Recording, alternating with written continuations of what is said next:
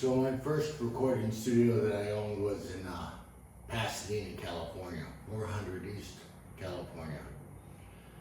It was, my grandfather owned an apartment building there, 24 units at the corner of California and Los Robles. Just happened to be about 1 mile down the road where David Lee Roth lived, and about 3 miles down the other direction where the Van Halen boys with the family grew up.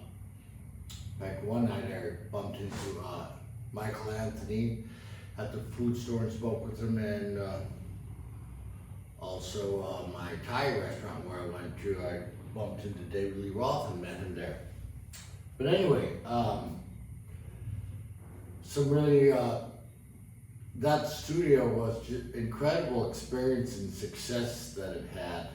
My grandfather co-signed for a $70,000 tape machine, which is a lot of money at that time. I was about 26 years old. Anyways, I was fortunate enough, I got to work with Gene Simmons for 3 nights. He was a client of mine in my studio. I get a call from my friend, I won't mention his name, and he says, hey, Gene and I we've co-written some songs and we want to track them in your studio. And I said, okay, cool. So anyway, I told a few of my friends, and we're like, hey man, can I come over that night? I'm like, no and fuck no, that's exactly what Gene doesn't want. So anyway, the night Gene shows up, I'm expecting, and sure enough, right to the minute, I open the door.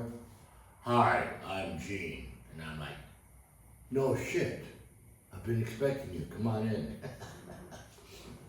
Anyways,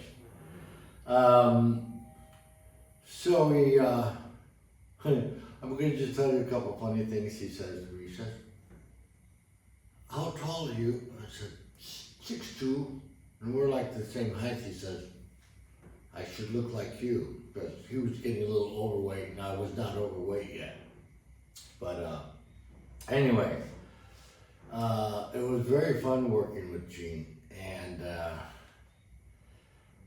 he's doing vocal takes, and while the machine, after punching in, hit rewind, the reels are spinning, and while they're spinning, waiting to get back to the location of the song, you can hear him speaking to you in the microphone, and my dog is next to me. I'm at engineering, and Gene would be like making funny dog barks, and of course my dog hears it through the speakers, and his ears are up, and Gene's making these funny dog barks. Gene really loved dogs. But so when he comes back into the control room, Gene, to hear his recordings, I said to Gene, I go, hey Gene, are you gonna pull out that tongue for us tonight? And he says, well, I would, Roger, but the floor's rather dusty here. Which was true. And Gene hated, he hated silence. If someone wasn't speaking or whatever, he would throw in a riddle every time. He took me out to Thai food that night, the first night. And this restaurant just like 3 blocks away from my recording studio. And the other person, my friend Ken, in the car, they both singers, and they're like, see who can hold the note the longest. And Gene goes, nah, and we're like going through 1 traffic light, 2nd traffic light, 3rd traffic light. And we're just like, shit, this guy's got a snorkel. How can he sing that note that long? Anyway, so we get in the Thai restaurant, and of course, you're with this superstar, Gene, and like every 5 seconds, it's like, hey, you're, yes. Hey, aren't you? Yes. Hey, you're, yes.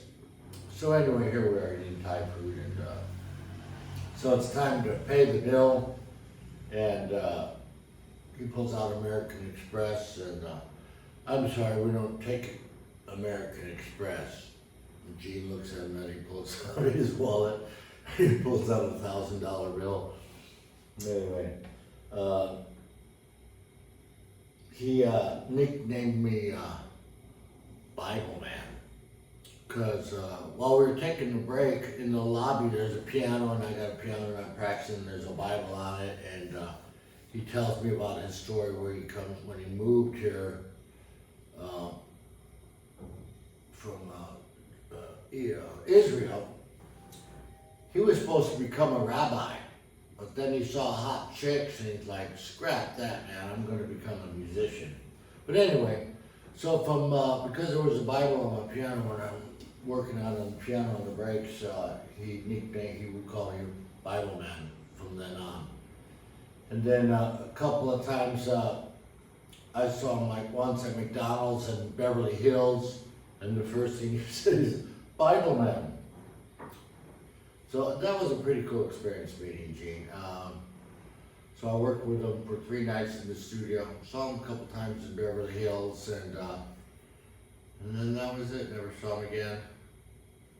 Anyway, those are some good memories. Good night.